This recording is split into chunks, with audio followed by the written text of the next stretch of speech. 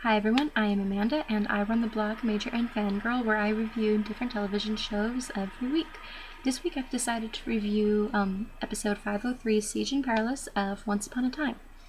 Now this episode, the characters, just like the previous ones in this season, this shows a bunch of flashbacks to when the characters were in Camelot trying to help Emma, who has become the Dark One, in a very heroic way, as we saw in the season finale of season 4. They were trying to help her by getting rid of the darkness, which is the essence of the Dark One, and the only person who's able to do that is Merlin, and so the characters have to find Merlin, who is apparently stuck in a tree. Or is the tree. Yeah, that is something that I'm still trying to come to terms with, that the greatest sorcerer is a tree. Okay, and then also, like the previous episodes, it shows the present day in Storybrooke. So present day in Storybrooke, there are these Furies, this Fury, one, not multiple, I apologize, that kidnapped Robin, and Robin meaning Robin Hood, who is the soulmate of Regina. Regina is also the evil queen. And Regina thinks that since Emma's the Dark One, that she's the person who's responsible for this. And it turns out that actually it's because Regina did not pay the price for magic. Because if you've seen any of the previous Once Upon a Time episodes, you know that all magic comes with a price. And so Regina didn't pay the price of magic. Now, what was this magic, you may be asking? Well, there was this ball in Camelot, and in order to prevent Emma from using any magic, that way she can keep a hold of herself and she doesn't fall further into further onto this path of darkness that the Dark One always goes down. Regina told everyone in Camelot that she was the savior, and the savior is the one who's supposed to bring back all the happy endings, which actually is Emma. But since Emma's the Dark One right now, that her savior powers are kind of canceled out. So Regina's covering for Emma, and one of the other characters in Camelot recognizes that Regina's the evil queen and tries to kill her, and Robin Hood gets in front of Regina, and he ends up being mortally wounded, and in order to save him, Regina asks Emma to use her magic, and Emma didn't ask for a price, and so now the Fury trying to get Robin and drag him to the underworld is the cost. And so this I actually thought was a really, really good plot device, not only because it made me start thinking about whether or not the next season, because they always break up the show ever since season 3 into 2 chunks, like 3A, 3B, 4A, 4B, so on. So right now we are in 5A, and I'm thinking 5B might have something to do with Hercules, because they've used Medusa in a previous episode, and they've also mentioned Poseidon, and then now with the underworld, and they actually show the ferryman, and that's gonna be really cool. So if they can use Hercules, that would be awesome.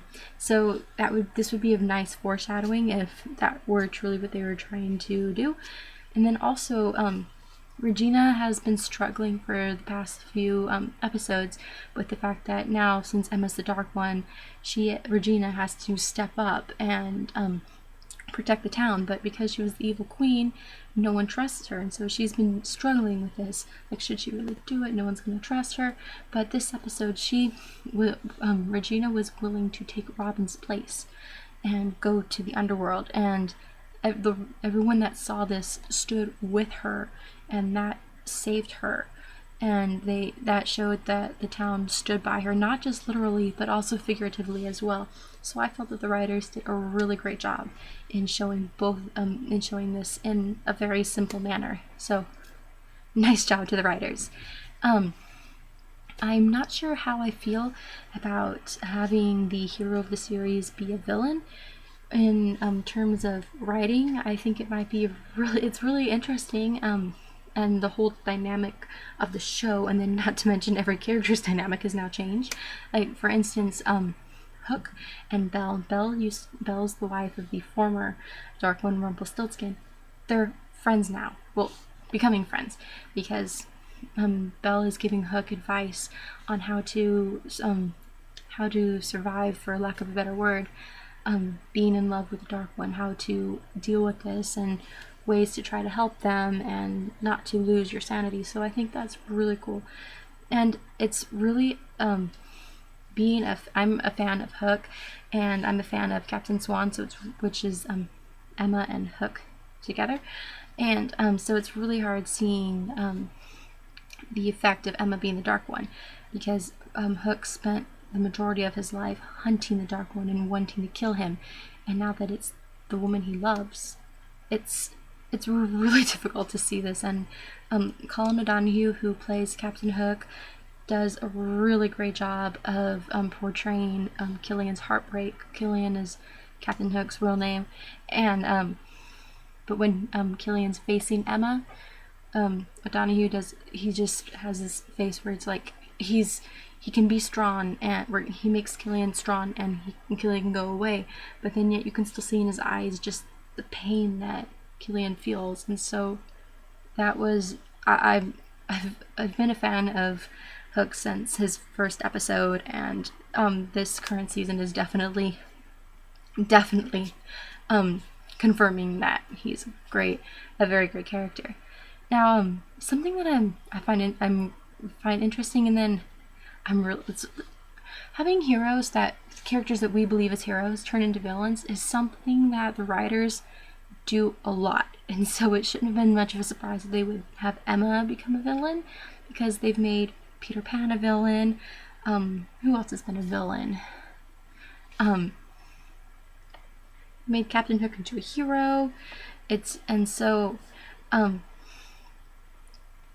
They're having King Arthur, because if they're going to Camelot, you're definitely going to see King Arthur, and then they even have Excalibur, and there's Lancelot, and it's really cool. But King Arthur, we've found, may not be as heroic as we have been led to believe. We find out towards the end of the episode that Arthur orchestrated this theft of all of his magical items, well, not all of them, most of his magical items, and blamed his squire. His squire was arrested as a result, and not only that, but Arthur persuaded his squire to commit suicide in order to cause his people, the citizens of Camelot, to become angry and want to make Storybrooke the new Camelot, which I think is messed up, because one, what person would try to make another person commit suicide?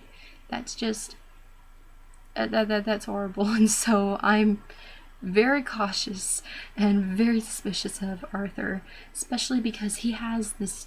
We found out that he had the toadstool. The toadstool is called the Crimson Crown, and the Crimson Crown is what all the characters when they were back in Camelot were trying to find in order to help Emma. And David and Arthur went on this trip to go find it, but David was attacked by these phantom knights that and so David was under the impression that the phantom knights were the ones that took the toadstool, but actually it was Arthur. And I'm really curious as to what Arthur's doing, because not only did he make his squire commit suicide, is planning to make Storybrooke the new Camelot, and stole from David, but he also made David a knight of the Round Table, and not just any knight, but he gave David Sir Lancelot's former spot, and that's Arthur's most trusted knight. And I am very, very curious as to what Arthur has planned, more so than I am of how Emma is going to be as the Dark One, and how they're gonna help her. This is actually kind of more interesting, especially because I'm going to put a link to the clip, or I'm gonna see if I can put the clip down below, either a link or the actual clip I'll put, where you'll see Arthur convincing his squire to drink this poison, but the squire vanishes in a cloud of green smoke. Now, the green smoke we've seen before, but that was Selena the Wicked Witch, who has conveniently been missing this entire episode. So yeah, I'm very curious. The writers of this season, they are making this, this is very emotional. This whole season is, it's definitely heart-wrenching, and it's a tearjerker for sure. And the actors are definitely showing everyone's desperation to help Emma, and their hopelessness that they feel at the situation. Like, they all feel hopeless, and it's it's just, it's horrible to watch because we've grown to love these characters, and so seeing them in pain hurts. But all the actors do a really great job at this, and so the writers and the actors and the directing, the whole cast and crew are doing a fabulous job at this. And so I'm very much looking forward to what's going on for the rest of the season. And I enjoyed this episode, even though I was very sad at points, and I wanted to cry, especially with the Captain Swan scene in the Jolly Roger, and also David and Snow's scene in the police station. Just, it's very very heartbreaking scenes, but I'm enjoying the writing, and I really want to be able to figure out like what everyone's doing, and I'm excited, and I enjoyed this episode, and I'm looking forward to next week's episode, where we kind of get to see a bit more of this impish Rumpelstiltskin that is stuck inside Emma's mind, and whether or not and kind of, I wonder if we'll find out exactly what Lancelot is up to, because Lancelot is the one that warned Snow about King Arthur. So I'm very curious, because Lancelot was supposedly dead, but here he is, and so how is Lancelot still alive? I don't know. I hope we figure this out in the next episode. And just all these little cookie crumbs that the writers are leaving, it's really great. So I look forward to this season, and yeah, next week I am going to review an episode of Criminal Minds, so I can because if you've seen my introduction post, I wrote that I will review Sleepy Hollow, Once Upon a Time, and Criminal Minds, and so I want to review Criminal Minds, that way I can kind of tack on each of those. So until next time.